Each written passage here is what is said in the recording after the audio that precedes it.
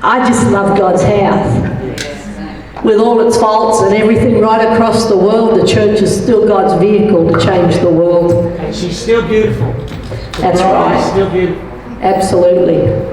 Sometimes only God could see that we're still beautiful, but that's the beautiful thing about serving God. But it's just good to be here. It's awesome. I had a little clip from our last conference in Egypt. You'll see some men there because this was our first year of doing a he and a she conference over there. And we had about probably 500-600 women, most of them young, from 13 to 18 and 13 to 20, and about 100 young men, all coming for change. Our heart is impact, not numbers. And plus, that's all we could afford. It was more than all we could afford. But it's if you want to change the future, you've got to touch the young people now because they're the change the future's waiting for. So our mantra is become the change. And this year we began to speak into the lives of young men too. So, you know, it's hard when you're bringing change just to address that one gender. In Egypt, there's only two.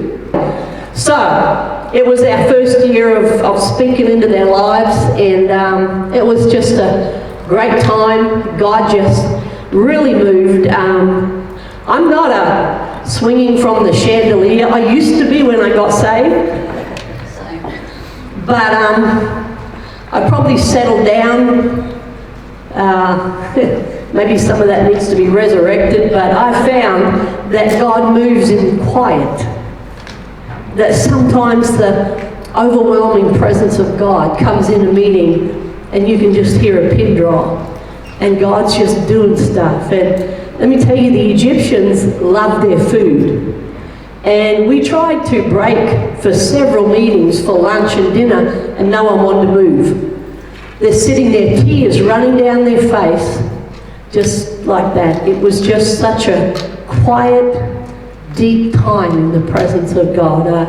I just thought, God, it was just a one-on-one time for all these people, and it was just such a blessing to see God just do that. We had wonderful people come in to pray from Australia, Cape Town, Jordan, and America, and they just come to serve, and we all just serve each other. There's no hot shots. Just because someone's a speaker, that doesn't make them a hot shot, because people fly in to minister one-on-one, and everything adds up to the whole picture. Nothing's more important. And so sometimes I think God likes servanthood, you know. I think God likes it when we serve each other for His glory. But will that little video play, guys? Maybe not, because I made it, so... Oh, great. It's just, my girls put it together. They're just 1.5 minutes of random pictures from the conference. Is that all right? It's not long.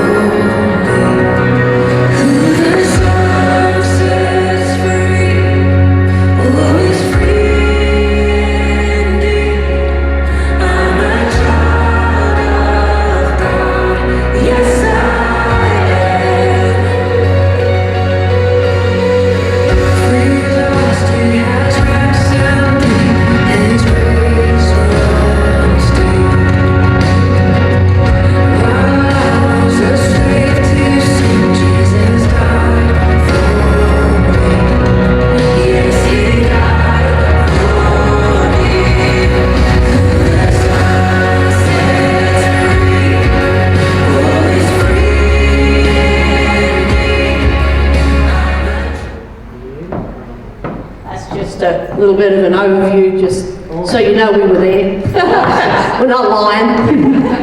Thank you. As Steve Kelly said in Virginia Beach, he said once, I'm not lying, I'm not preaching to you, I'm telling the truth. You know, it's like, broke everybody up. But it's so wonderful to be here, and it's always nice to touch down on Western soil, but I spend a good 3 months a year over there, and God is really, you know, when God breathes on something and it gets out of your control, it's both a headache and a blessing. So that's about where we are now. So we'd love your prayers for it right across the board. They want to televise it across the Middle East, which would be awesome. So we'll just see. We'll just see. We've got next year's, we've started to plan, but we've applied for funding. Who knows, when you started a $60 budget and now you're up to 15,000, you need some serious funding, you know. So it's like, but we cover a lot of young people because our heart is not now. I want to say this too, because my heart is not to sideline the older people, because I'm an older people. And I'm not ready to be sidelined. I'm in the middle of whatever's going on, whether they like it or not. Come on. That's good. You know, God never sent the young people to spy out the land. When Joshua came around again, it wasn't the young people. It went from in their 80s all the way back. And did you know 80 is the new 60? Or 60 is whatever it is? However I say it, makes a big difference, but you know what I mean. I hear women say all the time, what is it, 60 is the new 40, or... And when kids are 18, they're like, you know, really? But it's all very relevant as you age. Back when I was a kid, 60 was old. Now, they're just out there doing stuff all over the world. And it excites me, you know. But in the Middle East, a lot of the older ones are so stuck in culture, they don't want to change. And so we only encourage the older ones who really want to change. And so we don't sideline anybody, but we tell the pastors. We work with all the pastors in Alexandria City and a lot in Cairo, and God has just given us a phenomenal reach in the Middle East with Jordan and Lebanon and Algeria all coming into play. And so I just think that nothing is more important, but the Middle East is the stomping ground of Jesus. And about my end-time doctrine, the only one I have is it started there and it'll finish there. Come on. That's good. That's about all I know. When Jesus is coming back, haven't got a clue, don't care. I just like the bride to be as big and as strong as she can be. Amen. And then when we're ready in the day, whenever he chooses to part the skies, we'll be ready. Come on. That's good. We'll be ready. I'd like to see some of the money spent on end time stuff spent in the harvest field. Not that I care if you're passionate about end times, that's wonderful. I don't want to be offensive to anybody, but that's just my deal. You know, I spoke at the Young at Heart at Suncoast this week, yeah. And I read them some statistics, because everybody are like, oh my gosh, the world's going to heck, Jesus must be coming back. And I read them some of the sayings from scholars in Paul's day. And one guy wrote, the greater the infamy, the wilder the delight. Yes. In Paul's day. Yes. Such seriousness that there is, everybody lives, I forget the exact words, but for the joy of the soul, not caring right or wrong or for morality. That sounds like our world.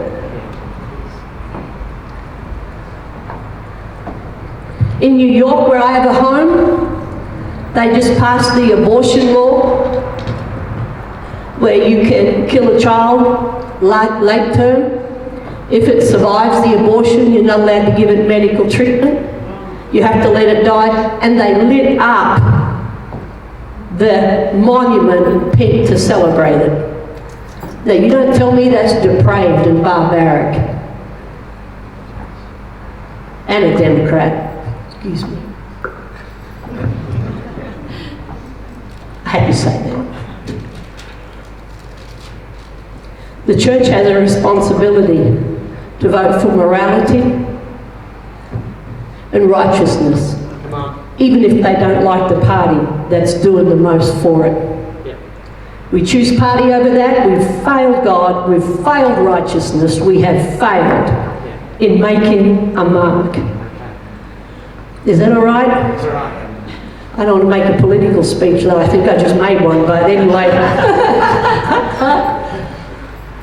They haven't asked me to run the world yet, but I'm waiting.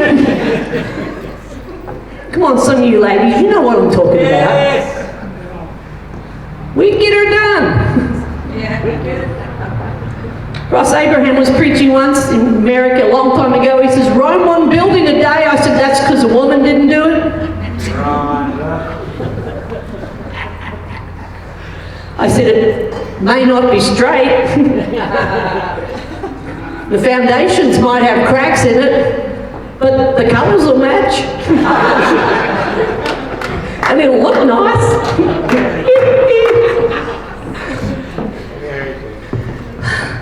Anyway, and I left my iPad at home.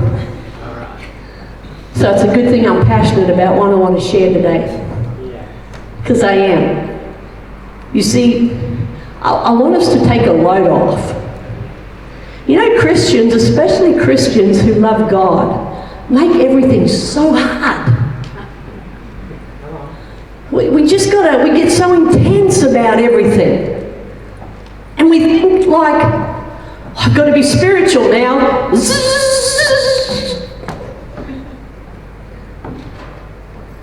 And then we think, oh, I'm going shopping. Okay. No, we don't. If we're going to buy something, we're going shopping. Groceries might be a different story, but you know what I'm saying here. Told ya.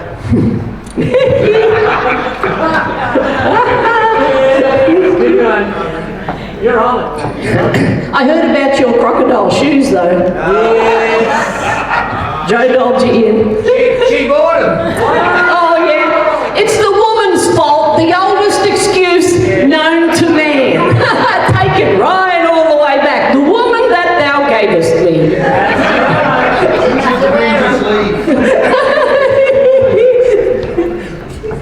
Oh, dear. I'm not a feminist, I promise. I'm not. But I do believe God wants to complete the front line. That's right. Come on. I do believe that.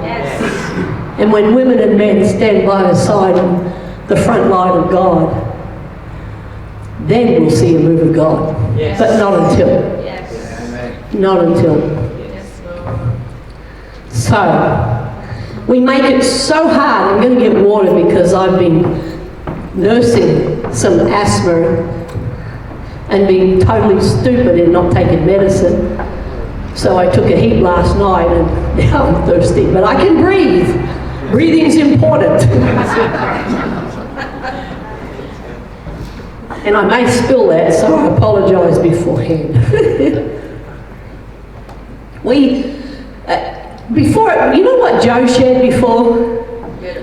And she said it's not all joy. That's the stuff that makes us or breaks us. That's the stuff that destroys visions. That's the most important stuff that we need to hear. And come to being the reality that we all need a checkup from the neck up. Sometimes we do. Come on. That's the stuff that hinders growth, hinders your walk. You know, people have this ridiculous sign, and again, I apologise beforehand if I say something that you don't like, just still love me anyway. Daisy Osborne said they're pickles, just take them off the plate. Now I forgot what I was going to say. Don't you hate that? I'll be back to it in a minute. I think I'm still 35,000 feet in the air, you know. Well, that's my excuse anyway, other than being an airhead. I'm up there, you know. Yeah, that's it, cabin pressure. Yeah, this ridiculous sign that says, God has got it under control. Well, really? Is this what a world looks like that God's got under control? I think we have to worry if this is God's control. Well, God's got it. No, He doesn't. Sometimes I've got it. And I mess up.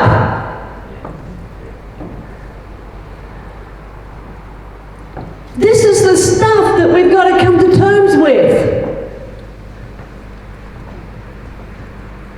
Nobody grows with hidden bitterness and unforgiveness and attitudes. Nobody. They just get older. I could preach on that stuff all day long. I'm not, but I could preach on that stuff all day long because that is important. Character, integrity is important. And if you've ever had a fall from any, you know what it's cost you.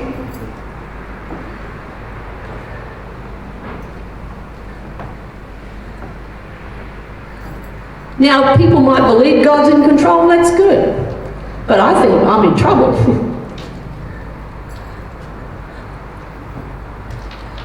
We have the authority to represent God in the earth today. We do. And we've got to take this sucker right back. You can't legislate morality. The church has got to rise up and be the moral thermometer for the country. Amen. Amen. You can't, just because you make something illegal, if someone's heart is burning, they're going to do it. The church has got to rise up and be the righteous thermometer of any country and be the standard. When the church fails in those things, the world is left unchecked. And the problem with we see in the Middle East and a lot in the West, that the culture of the nation infects the culture of the church, and when the culture of the church becomes one with the nation instead of the culture of God, which is the only culture for the Christian, then the church at that point has become useless. It's just another organization. And I'm not talking about lighting and all that stuff. I love that. I love it. My son does lighting for one of the Hillsong campuses. I love it. I've seen Jesus show up in big churches with lighting, and I've seen him not show up in small churches that barely have electricity. So it's not about the stuff we do, it's about the heart of the house. That's right. Come on.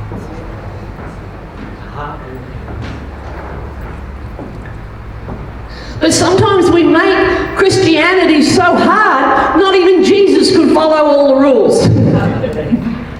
He'd be like, well, I'm allowed to do this. Can I do this? Am I allowed to talk to that person? Am I allowed to use that person? If David was alive today, there are so many pulpits that would be close to him and they would be open to Saul. Think about that. And yet Saul's sin of insecurity and jealousy cost him more than David's ever did. But they're secret stuff.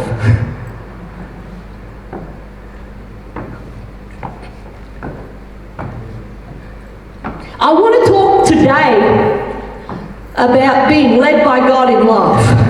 Come on. That's good. And I want to call it the unconscious guidance of God. The times where God guides you and you don't even know that He's leading you. Which really is 90% of our Christianity and our Christian walk. God gave us a brain. He gave us intelligence. He gave us boundaries. He gave us permission. Not even God violates our free will. Because that's what relationship is all about. God said, you want to have a stinking attitude? Fine, you keep it. I don't want anything you don't want to give me.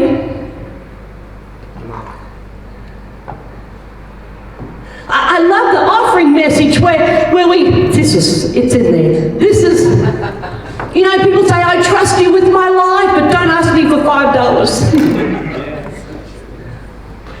I trust you with my family. Tithe? What's more important, some money or your family? But I trust you with my family, but not my money. I don't know about you, but that thought really challenged me. Yeah. I give more than I can get. I get, which is some of my problem. Us ladies know all about that. Jan Painter said once that we'd give our husbands away if we could. We just give things away. We're too precious. We just, well, I know, she came back to that. We just love to give. And the man's like, you want food this week? Who knows what I'm talking about? Let's just give it all to Jesus. And the husband, whoa, come back here. Come on, let's just stabilize here a little bit.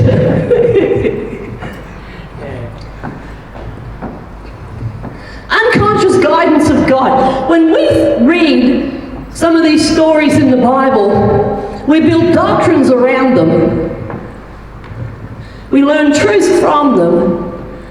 But really, all they had was every day. They didn't have their own story to fall back on. And yet we will make huge statements out of this story about how to live the life that they live day by day. And I don't think it was ever meant, anyone's story was ever meant to be a doctrine. It's a story, it's a sum total of choices that people made on a journey. And when you look at how they got where they got, without 3 prophetic words, 2 visions, 4 dreams. Now, I love all that stuff, don't get me wrong. But they didn't have a lot of that. They just got up and did it. You know, to be natural is to be spiritual, and spiritual is to be natural. We are naturally spiritual and spiritually natural. Come on, that's good. Jesus didn't change gears when he got into the spirit to heal somebody. He just said, be healed. Come out. But he didn't get on the cloud and lift himself up 6 feet. I'm about to do a miracle.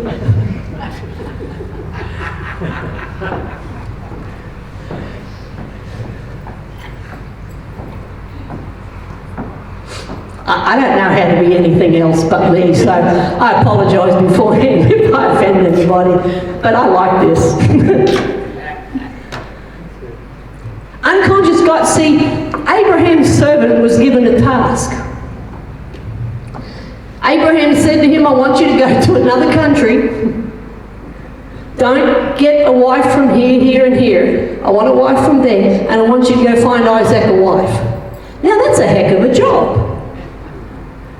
That's the only instruction he got. Except, you know, she'll say this and you'll say that. And, you know, he got at the end of the journey.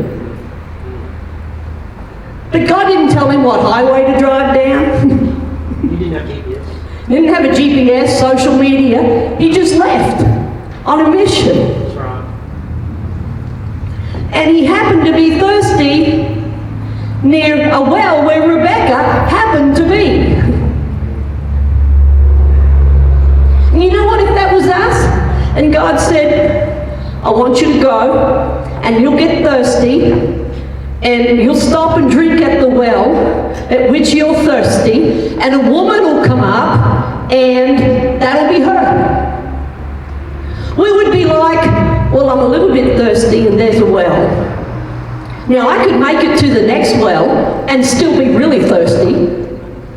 Or the one after, I won't be dead, but I can make it to this well. You with me? We would complicate the heck out of that. We'd be like, which well? Did you say a little bit thirsty or nearly dead, God? It's a big difference.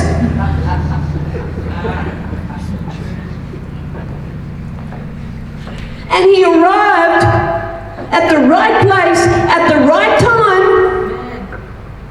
Come on. Yes. Yes. Ruth happened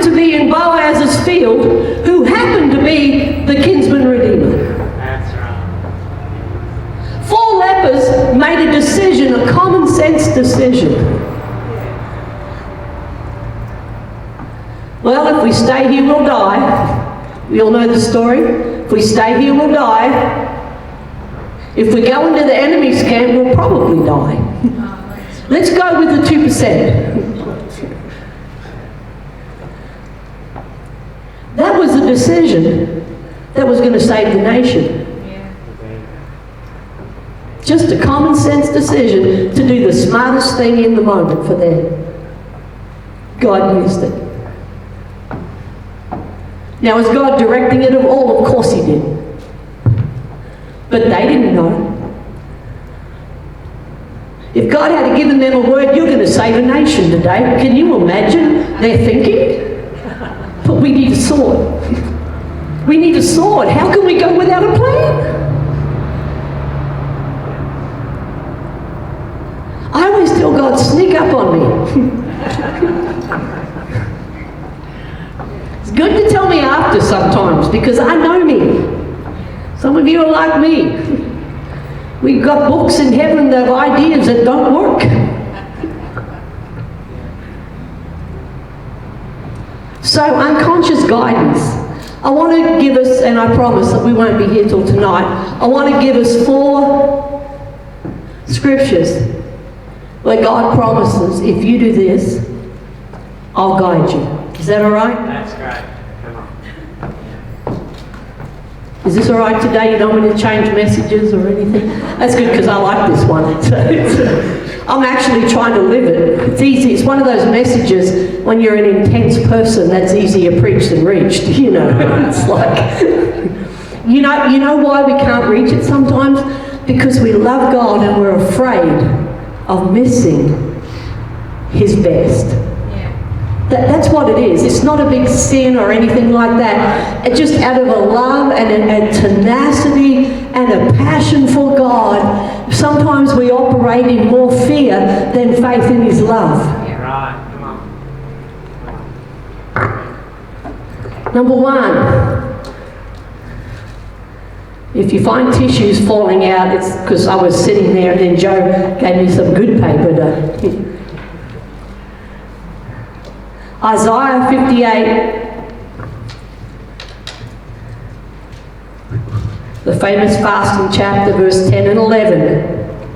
He says, if you extend your soul to the hungry and satisfy the afflicted soul, then your light shall dawn in the darkness.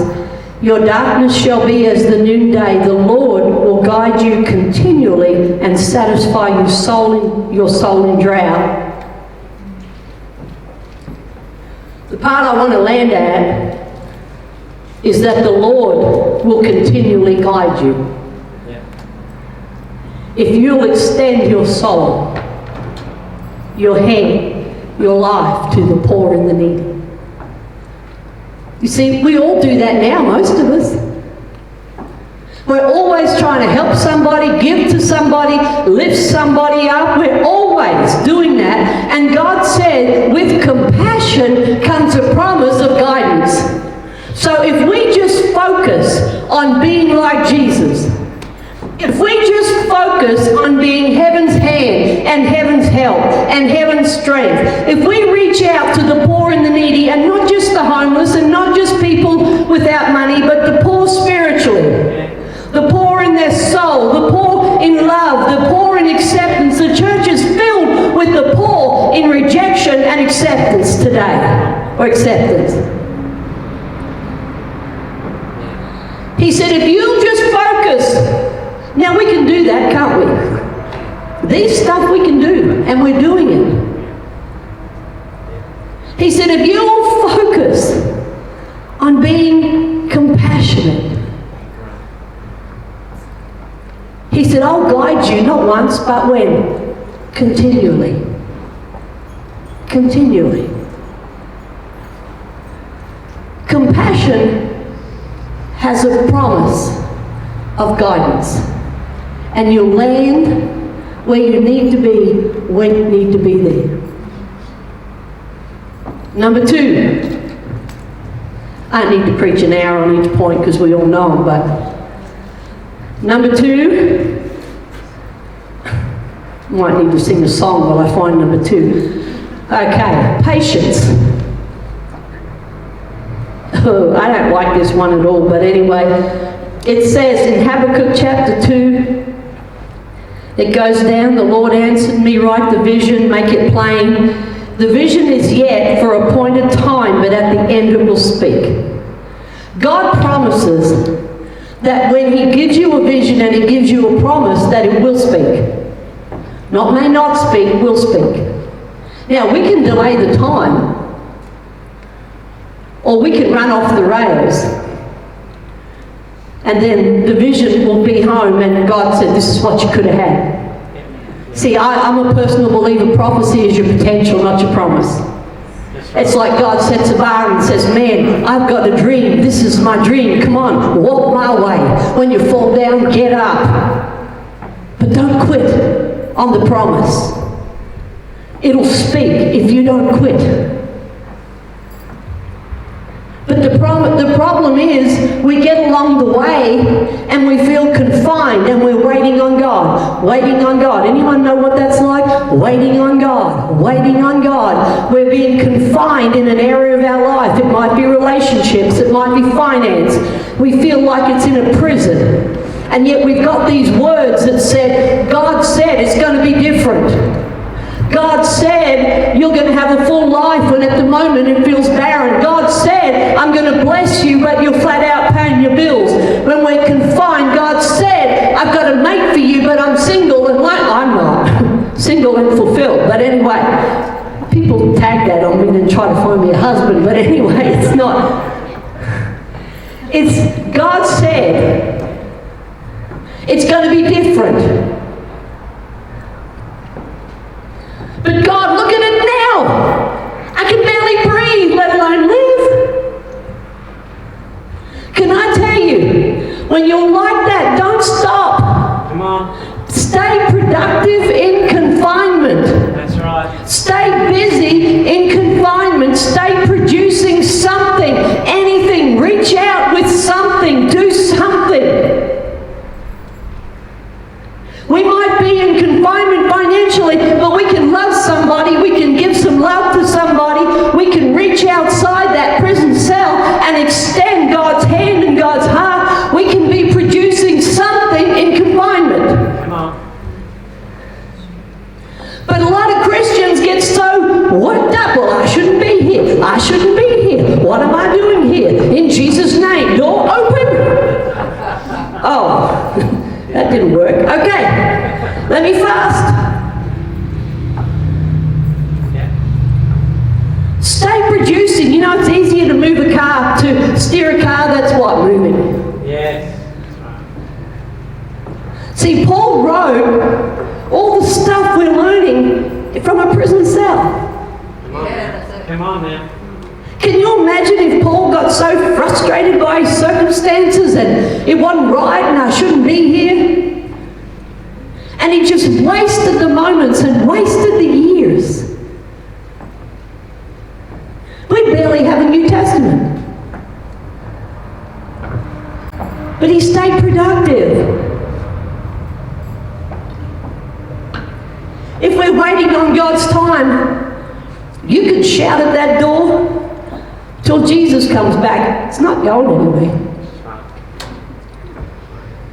But if God wants us to adjust, which when we're older, that's what it usually is,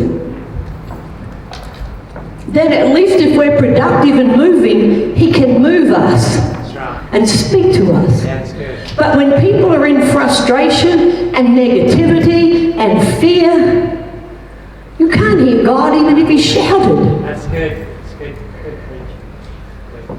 I'm trying. Good. That's good. You with me? Amen. See, we can do this stuff. It's not rocket science. See, you know what the Bible says, Isaiah 35:8, I think it is. He said, a highway shall be there, and it shall be called the highway of holiness. The unclean will not walk on it, and even a simple can find his way on the highway. Come on. You don't need a degree.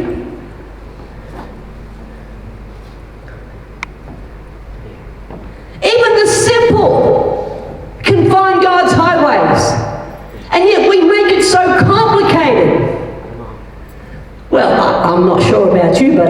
certainly been so in my world. People have whole weekends come away to hear the voice of God. They get all worked up and excited, but nothing changes. God speaks so amazingly different. Now, I'm all for those things, but you can't bank your whole life on it, your whole walk on it. The next one, number 3.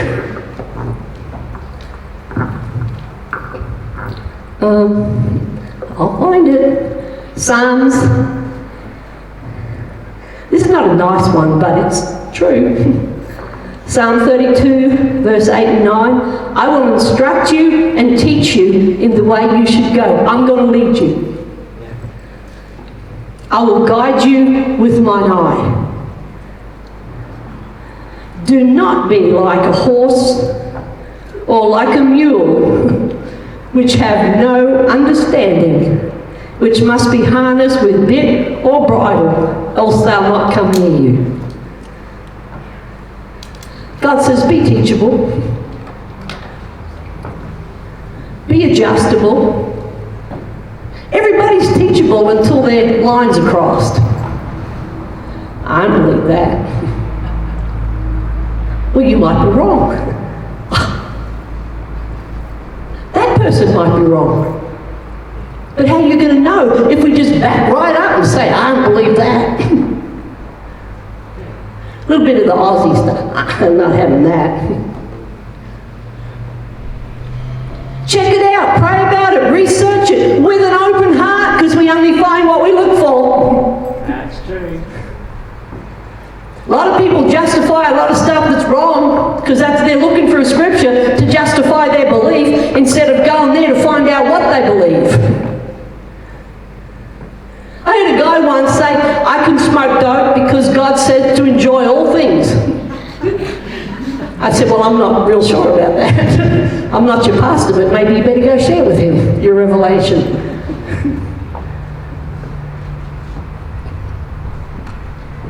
I mean, he's talking getting high, and you know how it goes, but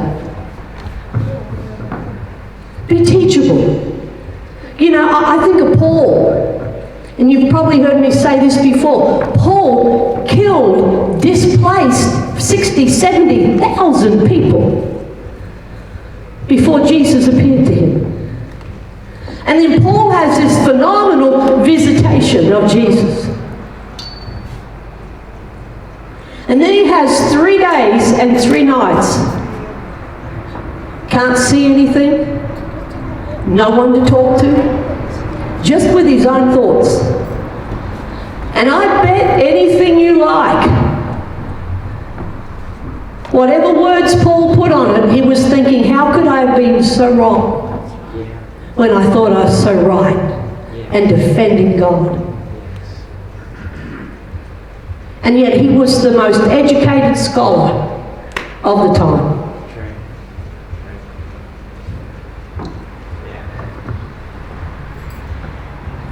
Come on, we're all learning. The Bible says you grow what? Daily.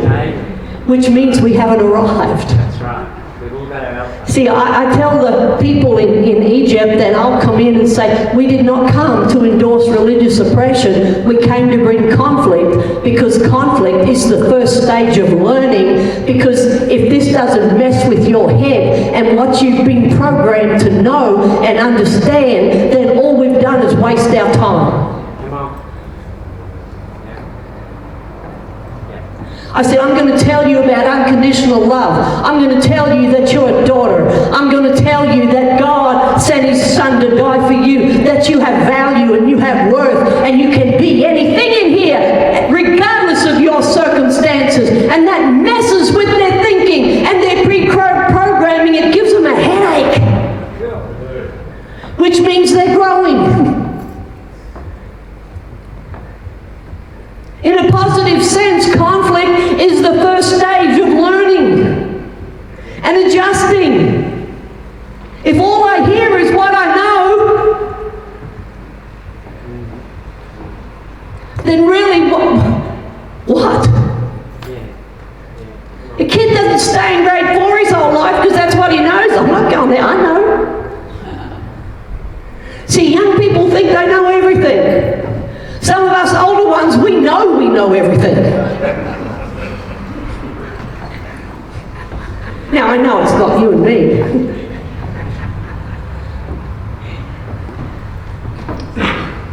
But you know, change is easier for young people because they're in a learning, developing stage and they want to learn and experience stuff. Some of it's not good, but they're learning and growing. Us, we've grown up.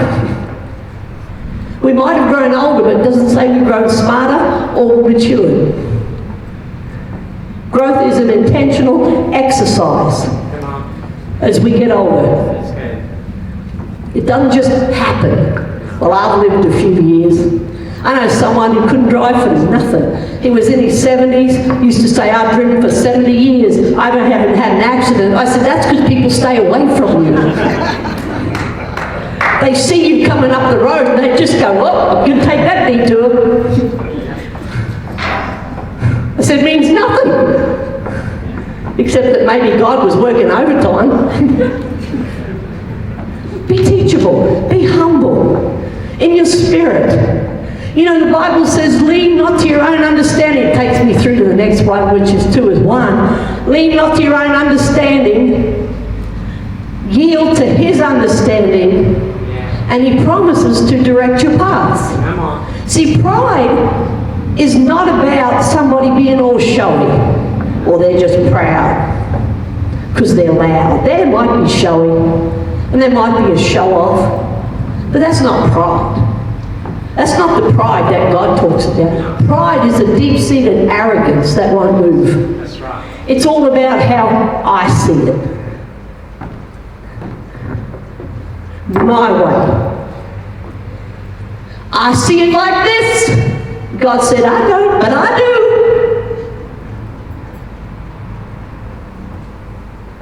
That's pride. Pride can sit in the front seat, pride can sit in the back seat. Pride can be loud or it can be soft because pride is an attitude that's buried in our heart that won't allow us to teach, grow and change. Come on. That's good. Is that all right? That's good. That's real pride. This other stuff's like, oh, sit down and shut up, you know. Really? It's like... But pride is an unteachableness because it's all about I. See, if pride and stubbornness go hand in hand, teachable and humility go hand in hand. And for me personally, it's like God's taken me on a journey of a deeper surrender, a deeper yielding.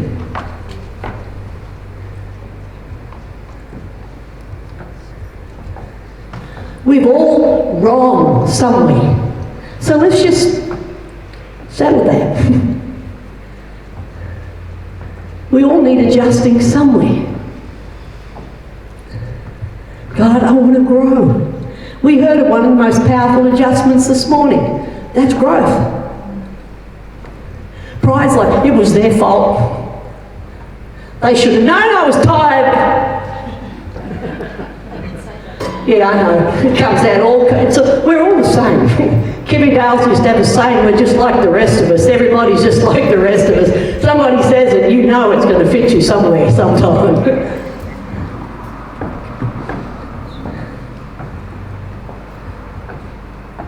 Be teachable. Realize that learning is fun. And if you're older, the thing that keeps you young is learning and growing. That's the fun stuff about it. When I was pastoring, email was a way of communication. That's how we did it. But I had about 100 youth who weren't interested in an email. They liked texting. This is a while ago now. And I'd send out email after email. I'd get so mad with them. I'd talk to the leader. What? You can't read? Oh, I didn't see it, Pastor, sorry. So next week, what, again? So I learned, when we got the phone bill from our youth pastor, because we paid his phone bill and stuff, In 1 month, it had like 10,000 texts. We had unlimited texting, so that's all right. That's like... And that was just his phone, not even his wife's. That was double. And I know, we have so much more to say, that's what it is. But it's like, I thought, you know what? I've got to be the big kid here. When you're the leader, you've got to be the big kid. Sometimes we expect young people to be like us. No, we don't need another generation like us. We need them in their generation to be like them and communicate like them. Because let me tell you, they're more stubborn than we are. So I started the text and I barely pressed the word send and I got an answer back. I'm like, wow, this is really good. Now I'm a texting queen. Oh, anyone who knows me, I work on 3 continents, 3 time zones. So you texted me at 2 in the morning, it means I just had a fit. I want to say, hey, love ya. Just woke you up, but love ya. I love it. I'd hate to see how many I have now. I got blisters from texting. But learning stuff, it's part of life, it's part of joy, it's part of the excitement of being alive. The last one, which I've totally forgotten, so we're going to stop there. No, I think I did 2 in 1, that's what it was. I did 2 in 1. I knew I had 4. My OCD-ness cut in. No, you had 4.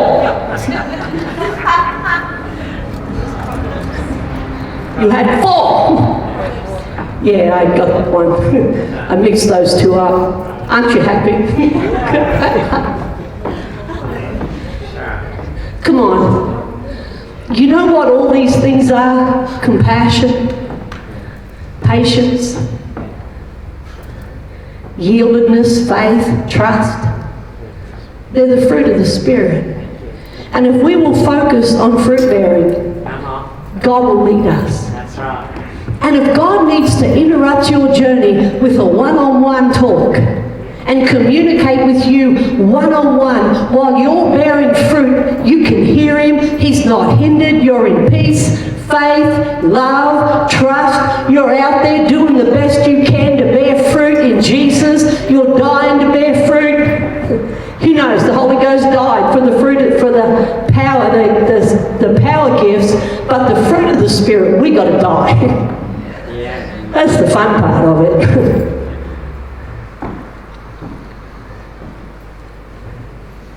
But if you'll focus on just bearing fruit, when God needs to touch you and say, hey, you know what, you're wide open, and you'll hear Him. You'll hear Him. Come on, Jesus didn't make it so hard that we couldn't live a life for Him. If we will focus on bearing fruit, God can speak to us and He will get us where we're meant to be and how we're meant to be when we get there. Is that all right today?